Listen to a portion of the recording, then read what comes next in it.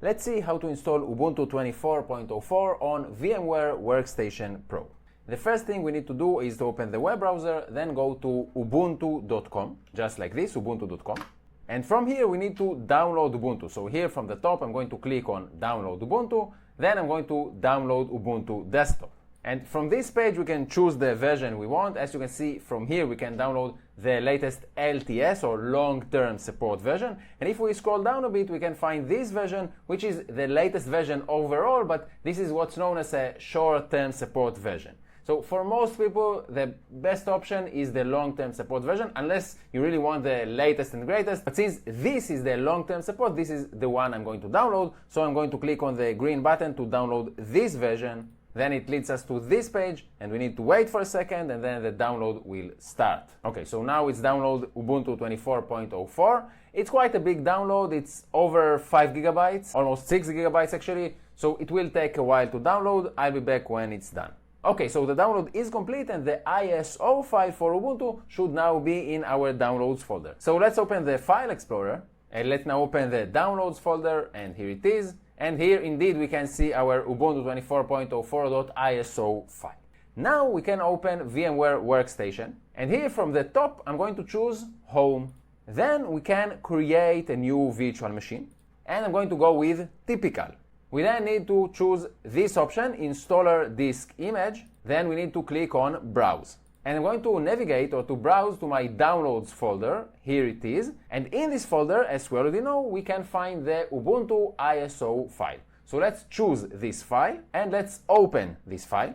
VMware is letting us know that the operating system was detected. Ubuntu 64-bit 24.04 was detected. This is fine, so let's click on Next. They then have this personalization, which from my experience doesn't really do anything. You can provide your details here, but we will have to do it anyway during the installation of Ubuntu itself. So I don't really think that it does anything. I will fill in my details anyway, but as I said, I don't think that it really does anything. Then we can click on Next.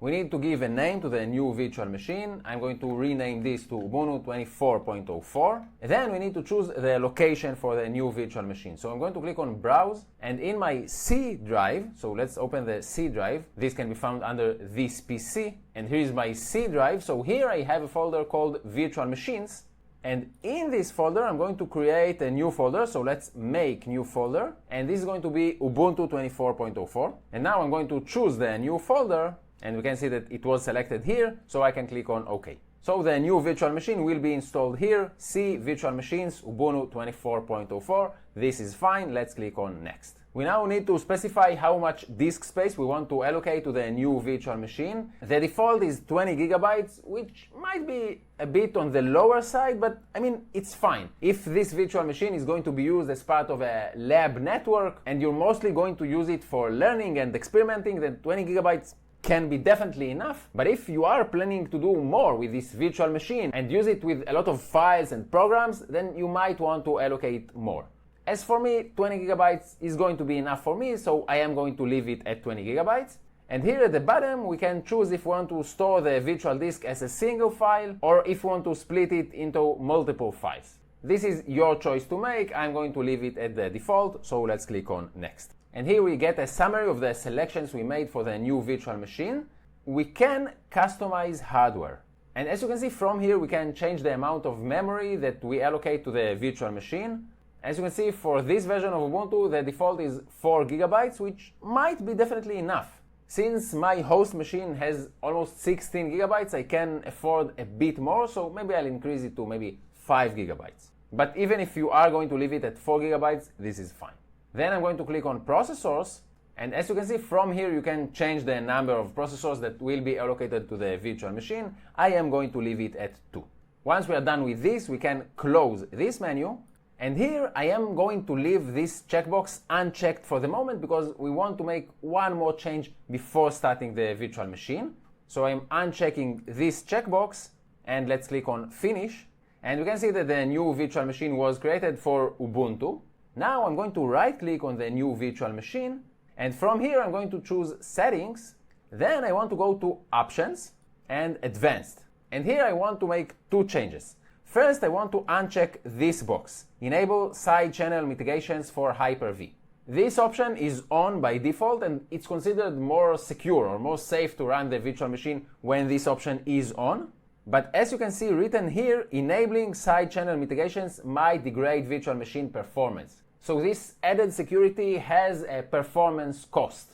If you are planning to do riskier stuff on the virtual machine, you might want to leave this option on.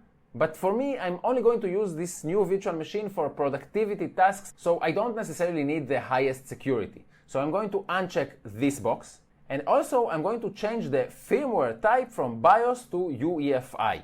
UEFI is the modern way to go, and it pretty much replaced BIOS. And this is why I prefer my virtual machine to use UEFI over BIOS. Once I'm done with this, I can click on OK, and now we can start the virtual machine. So let's click on the green play button to start the new virtual machine, and now it is starting. So from here, I'm going to try or install Ubuntu, and it takes a minute to load. Let's wait. Okay, now we need to choose a language. I'll go with English. Here we can turn on accessibility options. I don't need that, so I'll click on Next. For the keyboard layout, I'll go with English US. And since this is a virtual machine, I'm just going to go with Use Wired Connections. We can update the installer. In my experience, it's not really needed, so I'm going to skip this step. Then we're going to install Ubuntu, so let's click on Next again. And I'll go with Interactive Installation. Here we can choose the default selection or the extended selection. If you want a wider set of pre-installed software, I'm just going to go with a default selection. And since this is a virtual machine, we don't really need a third-party software for graphics and Wi-Fi, but I am going to check this box to download and install support for additional media formats. So let's click on Next again. And here I'm going to go with a default option, which is to erase the disk and install Ubuntu. This is of course the new virtual disk, so it's completely safe. It won't cause any harm to the actual disk of the host computer. So this is what I'm going to go with, and let's click on Next. We then need to provide a name for the computer, a username and a password. And I'm going to uncheck this checkbox to require my password to log in. I prefer to just log in when it loads. Then we can click on Next. We need to select the time zone, then click on Next. And we can see that Ubuntu will be installed on the new virtual disk, which is called SDA. This is fine. Let's go ahead and install. And now the installation itself is taking place. This will take anywhere from 10 to 20 minutes. I'll be back when it's done. Okay, so it took a while, but the installation is finally done. Then we can restart now. So let's click on it. And the virtual machine is now restarting. It's showing this message, please remove the installation medium. This is fine. I'm just going to click on Enter, and it will restart the virtual machine. And it's showing the Ubuntu welcome screen. So welcome to Ubuntu 24.04. Let's click on Next. You can enable Ubuntu Pro if you use that. I don't, so I'm going to skip. And we can choose whether or not we want to share our information with the Ubuntu team. I am going to choose yes. And it's recommending us to check out the Ubuntu App Center. We will do that later. Let's click on Finish. So the virtual machine is up and running, and we can definitely use it now. But one thing that might be a bit annoying is that it doesn't use the entire screen.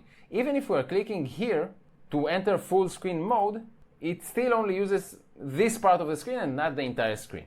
So here's how we can fix that. I'm going to open the Ubuntu app drawer and look for Terminal, and here it is. And first we need to update our package list. This can be done with sudo apt update, and let's run this. And we need to provide our password, so let's do that. And now that the package list is up to date, we need to install a package called Open VMware Tools. So to do that, I'm going to run sudo apt install open -vm - and then I can hit tab for auto completion. And here it is, Open VM Tools. And on top of that, we're also going to install Open VM Tools -desktop. Okay, so we are going to install both of these, Open VM Tools and Open VM Tools Desktop. This will take care of the resolution issue and let us share the clipboard with the host computer. So let's install these two packages, and we need to approve. And as you can see, as soon as the installation is done, the resolution is already fixed. Let's try to enter full screen mode once again. And as you can see, the virtual machine is now using the entire screen.